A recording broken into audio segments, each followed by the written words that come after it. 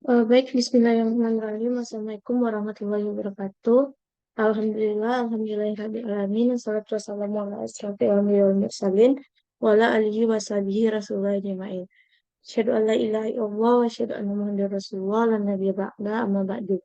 Pertama dan terutama sekali, marilah kita ucapkan puji syukur kita atas kehadiran Allah Subhanahu wa taala yang telah melimpahkan rahmat, nikmat dan karunia-Nya kepada kita semua sehingga insya Allah pada hari ini saya bisa menjelaskan atau memaparkan eh, hasil jadi produk kami pada mata kuliah media pembelajaran yaitu terarium ekosistem gurun eh, yang diampu oleh Bu Muhiyatul Fadila dan Bu Olive. Eh, Selawat beserta salam tak lupa-lupanya kita hadiahkan kepada Nabi junjungan kita yakni Nabi Muhammad SAW dengan hantaran kata Allahumma sholli ala Muhammad wa ala ali Muhammad. Baiklah, di sini saya Lilis Marlina, perwakilan dari kelompok 7. Di sini saya berkolaborasi dengan kelas C. Yang pertama ada Cici Anugrah dan Gilang Surya Ramadan. Baik, langsung saja di sini saya akan mempresentasikan terarium ekosistem gurun ini yang meliputi komponen dan penggunaannya di mata pelajaran biologi. Seperti yang telah dijelaskan di video pembuatan terarium ini, bahwa kami menggunakan bahan yang pertama itu ada tanah humus, lalu ada tanah pasir, tanah malang, serbuk kayu, kaktus, dan kerikil. Lalu alat yang digunakan dalam pembuatan media ini adalah yang pertama wadah kaca, lalu ada penyaring, dan wadah plastik. Saya akan menjelaskan satu persatu komponen yang digunakan di sini dan apa manfaatnya bagi tanaman di dalam wadah ini. Yang pertama itu ada tanah humus. Tanah humus itu terletak di bagian bawah yang sini. Ah, Seperti yang telah diketahui di mata kuliah Vistom, bahwa tanah humus ini sangat subur, lalu teksturnya yang gembur, em, bisa menyerap air dengan baik. Makanya kami taruh di bagian bawah. Lalu di atas tanah humus ini ada serbuk kayu. Mungkin nggak kelihatan karena tertimbun oleh tanah malang yang di bagian atasnya. Di sini, ini kami menggunakan serbuk kayu. Mungkin teman-teman bertanya-tanya ya, kenapa kami menggunakan serbuk kayu. Sedangkan tidak ada juga kan kelihatan nilai estetikanya. Sebenarnya kegunaan serbuk kayu di sini bukan untuk menambah keestetikan media kami, tetapi serbuk kayu ini berfungsi di media ini yang pertama jika dicampur dengan tanah humus atau tanah-tanah yang lain seperti pupuk kandang dan tanah malang itu kekuatan menyerap airnya itu lebih baik dibandingkan tanah tanah yang tidak dicampur dengan serbuk kayu. Jadi tujuan kami menggunakan serbuk kayu ini supaya tanah ini eh, menyerap air dengan baik, terutama karena di sini kan digunakan di itu wadahnya bakalan ditaruh di kelas bukan di luar. Jadi ini bakalan susah mendapatkan air kalau nggak disiram. Lalu selanjutnya itu ada tanah malang. Tanah malang ini cocok digunakan di media ini terutama untuk kaktus sendiri karena daya tangkapnya pada air itu bagus. Lalu selanjutnya itu kaktus. Seperti yang sudah diketahui bahwa kaktus ini merupakan salah satu ciri dari terarium ekosistem gurun. Nah, lalu di bagian atas kami menggunakan tanah pasir. Ini juga merupakan selain dari kaktus, tanah pasir ini juga merupakan salah satu ciri dari ekosistem gurun pasir itu sendiri. Tanah pasir ini memiliki sedikit nutrisi dan daya eh, tangkap atau tahan penyerapan air itu yang sedikit, makanya kami taruh di bagian atas. Sebenarnya kan kalau ekosistem gurun ini bisa kami full kan menggunakan tanah pasir kan yang di bagian wadah, tetapi kenapa tidak kami gunakan? Karena itu alasannya, karena tanah pasir ini memang memiliki daya penyerapan air yang sedikit, lalu juga di samping itu nutrisinya juga sedikit. Kalau kita gunakan full tanah pasir di wadah ini, takutnya nanti kaktusnya itu nggak bisa hidup lama, dalam artian seminggu dia udah mati karena daya penyerapan air yang kecil. Lalu di sini kami menambahkan kerikil. Ini tujuannya untuk keestetikan media tersendiri dan juga ada pita. Nah, Inovasi yang kami gunakan pada media ini yang pertama itu ada kode QR. Nanti jika murid men-scan kode QR ini di HP mereka, maka akan muncul penjelasan mengenai ekosistem gurun. Baik itu mungkin penjelasan mengenai komponen dalam pembuatan terarium ekosistem gurun. Lalu saya akan menjelaskan cara penggunaan terarium ekosistem gurun ini di mata pelajaran biologi. Sebelumnya saya akan flashback ke belakang kenapa kami mengangkat terarium ekosistem gurun ini dalam pembuatan media. Sebenarnya dari beberapa sekolah, terutama sekolah yang kami observasi dan wawancarai dengan guru biologinya, ternyata di sekolah tersebut tidak ada media, terutama di mata pelajaran biologi submateri ekosistem.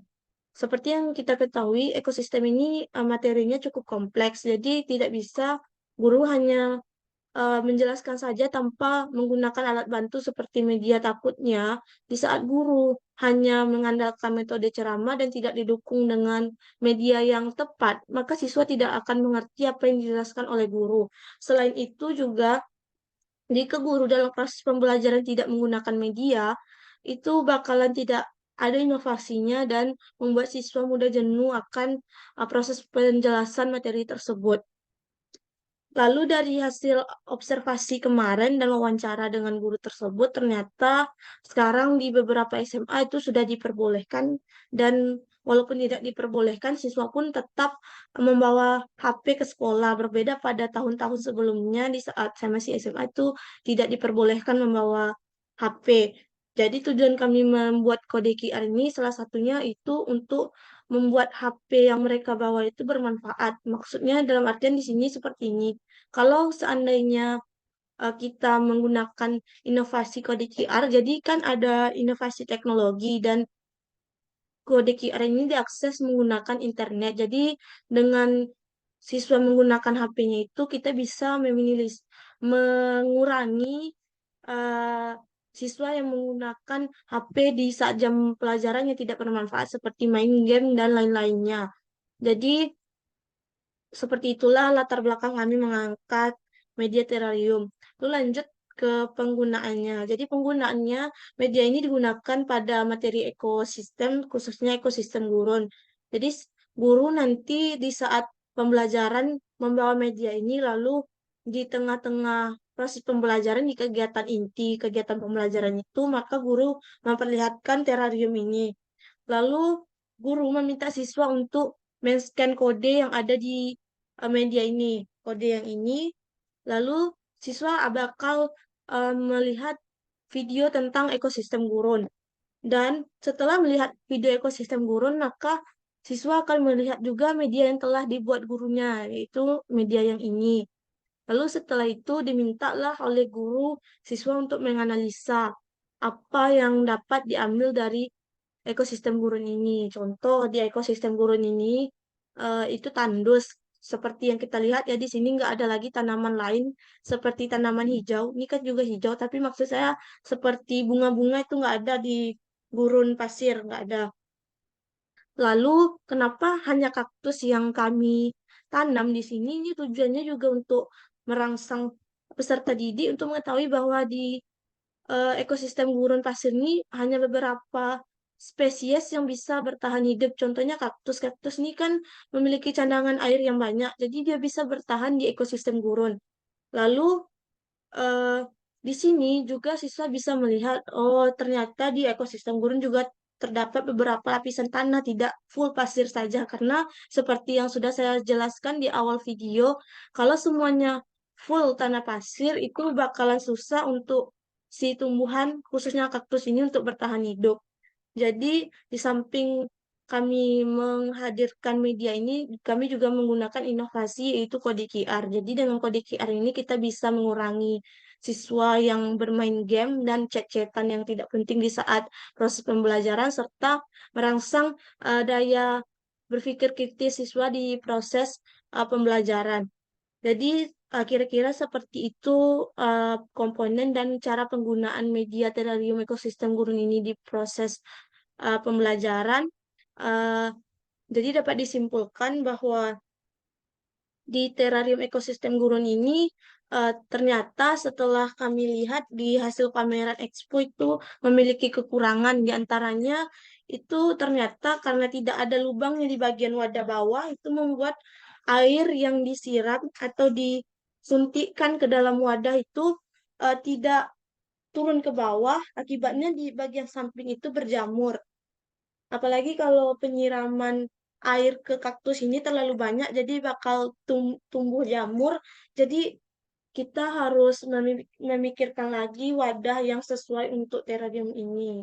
Jadi itu kekurangan dari terarium ini karena emang wadahnya nggak memiliki lubang di bawah untuk proses keluar air. Jadi dia bakal berjamur kalau terlalu banyak air yang diberikan kepada kaktus ini. Lalu kelemahan yang kedua, saat penyiraman, walaupun airnya itu disuntikkan ke tanah ini, tetap aja tanah tuh bakalan berubah warna. Jadi pasir yang awalnya berwarna putih tuh jadi agak-agak hitam. Jadi makanya di sini nggak terlihat kali beda tanah pasir, tanah malang sama tanah humus. Karena di sini kami udah coba cimpratkan air, ternyata emang beda warna itunya pasirnya. Jadi itu kekurangan di media yang kami kembangkan ini. Kalau untuk proses penggunaan mungkin seperti itu dan kekurangannya juga seperti itu, tapi kembali lagi eh, sisi baiknya kami bisa mengembangkan media ini adalah kami berharap bisa membantu siswa untuk memahami materi ekosistem, terutama ekosistem gurun pasir dan memanfaatkan teknologi sebaik mungkin di proses pembelajaran. Sekian penjelasan dari saya. Salah dan jangan saya mohon maaf. Saya tutupi. Wabillahi taufiq wal hidayah. Wassalamualaikum warahmatullahi wabarakatuh.